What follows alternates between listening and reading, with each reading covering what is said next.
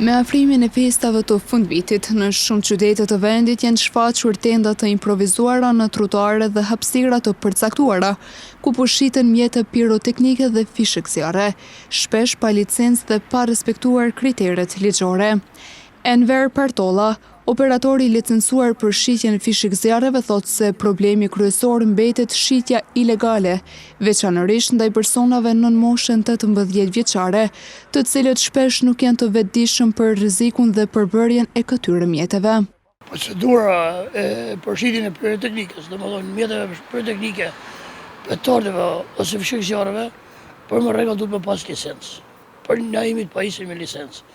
Çështja është se këtu nuk po përfillen rregullat edhe më thonë nga askush, edhe sidomos ka persona që shesin në moshën 18 vjeçare që nuk dinë me shka përbaj, me shka përballën. Çfarë punë është kjo? Kjo pak punë e rrezikshme. Inshallah ndodh kujt ndodh me pas lloj problemit. Po mirë është me pas masa më marrë vetë shteti, me ndalu njerëz që nuk kanë pajisje me licencë.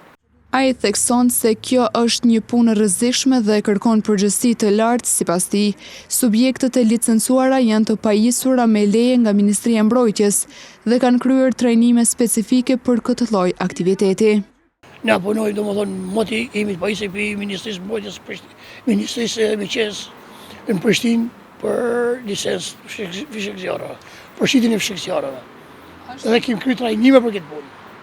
Krahasuar me vitin e kaluar, sipas tij ka rreth 40% rënje të punës, edhe pse ditët në prag të vitit të ri pritet të sillin pak më shumë interesim. Për momentin është rrëmje shumë e madhe, krahasim me vitin e kaluar është 40% rrëmje e interesit.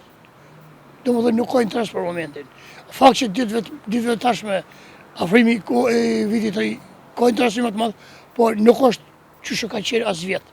Për 40% ka rrëmje të punës. Një tjetër shqetësim mbetet edhe rritja e çmimeve.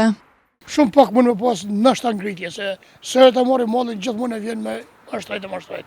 Se u hyp edhe nivel botëror hyp edhe Kina ka shëtu mallin. Kjo është dokuri që ne përcjellim të ne. Çdo gjë është ngarkesë për popullin, për qytetarët. Shitja e pakontrolluar e mjeteve piroteknike, veçanërisht në hapësira publike dhe ndaj të mitureve, vazhdon të mbetet një rrezik serioz për sigurinë e qytetarëve, ndërsa kërkohet ndërhyrje më e madhe e institucioneve për zbatim të ligjit dhe parandalimin e ndonjë aksidenti.